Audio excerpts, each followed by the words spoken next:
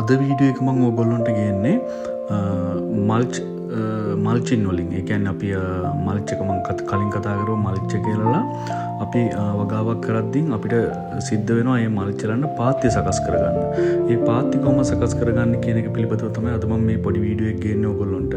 දැන් මේ ඔයගොල්ලන්ට පේන වීඩියෝ එකේ පේන්නේ අපි ට්‍රැක්ටර් එකේ ඩිස් නගුලෙන් දාගත්තු පාත්‍ය.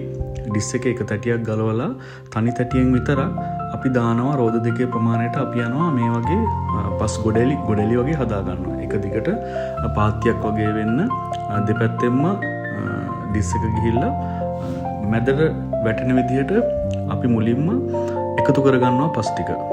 ඒ කියන්නේ පාත්තිය බේසික් ටික අපි හදා ගන්නවා ට්‍රැක්ටර් එකෙන්. ඊට පස්සේ අපි මොකද කරන්නේ? එහෙම හදාගෙන අපි ලේබස්ලා දාලා තමයි මේක පිළිවෙලකට එතන ඉඳලා කරගෙන යන්නේ. ඒ කියන්නේ පිළිවෙලකට කරනවා කියන්නේ මේකේ උස, මේකේ පළල සහ මේකේ අර කැට වැඩි ඒවා කුඩු කරගෙන ඒ වගේ දේවල් කරගන්නේ අපි ඊට පස්සේ. දැන් මේ ඊගාවට පේන වීඩියෝ එකෙන් ඕගොල්ලන්ට මම පෙන්නන්නම් කොහොමද අපි ඒ හදාගෙන යන්නේ. මේ දැන් පේන්නේ ඕගොල්ලන්ට ලේබස්ලා දාගෙන මුල ඉඳලා අපි ඒ දාගත්තු වැටිය දැන් හරි පාත්තියක් විදිහට සූදානම් කරගෙන යන විදිය. දැන් මේක ඕගොල්ලන්ට පේනවා එකක් තමයි උසින් වැඩි. අපි සාමාන්‍ය දකින්න පාත්තියකට මේක උසින් වැඩි. අනිත් එක තමයි මේකේ අතර තියෙන පරතරය වැඩි. මම කියන්න මේක උසින් වැඩි වෙන්න හේතුව ඇත්තරම භෝගයක් දැම්මට පස්සේ ඒ භෝගයේ මුල් දුවන තරමට තමයි භෝගය සාර්ථක වෙන්නේ. එතකොට මේකේ වැටිය උස් වෙන තරමට ඒ කියන්නේ පස් වැඩි, ඒ කියන්නේ ඒක අර ලිහිල් පස් වැඩි නිසා හොඳට පිහිටි පොළොවට යනකම් හොඳට මුල් දුවලා ඉක්මනට ගහ හැදෙනවා.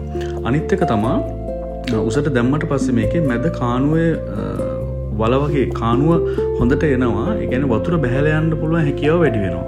ඔන්න ඔය හේතු කාරණා දෙක හින්දා තමයි අපි ටිකක් උසට දාගන්නේ. අනිත් කාරණේ තමයි මේක අපි සික්සැක් ක්‍රමයට තමයි. මේකේ රෝස් දෙකක් යනවා අපි මොනවා හැදුවත්. ඒක නිසා ටිකක් පල්ලට උඩින් පල්ල වැඩි කරලා දාගන්නවා. ඔය කාරණා වලට තමයි අපි මේ විදිහට මේකේ දුර සහ මෙන්න මේ උස වැඩියෙන් දාලා තියෙන්නේ. අපි දැන් ලේබස්ලා දාලා තමයි මේක කරගෙන යන්නේ. ඇත්තටම ට්‍රැක්ටර් එකකින් මේක රොටරි කරලා දාගන්න පුළුවන්. හැබැයි අපි ඇත්තටම අර අපිට අවශ්‍ය දෙයකින් වෙන්නේ නැති නිසා ටිකක් වියදම වැඩි. නමුත් මේක පිළිවෙලට කරගන්න අවුරුද්දක් අපිට මේක ක්‍රොප් එක 3-4 පාරක් දාන්න ඕන නිසා ඒක අපි පිළිවෙලටම මේ විදිහට කරගන්නවා. ඉතින් ඕගොල්ලොන්ටත් මේ ගැන සැලකිලිමත් වෙන්න. මොකද වැඩි කාලෙට නැත්තම් උල්දිය එන්න පුළුවන්. අපි පාති දාගත්තොත්. හැමෝටම ජය වේවා.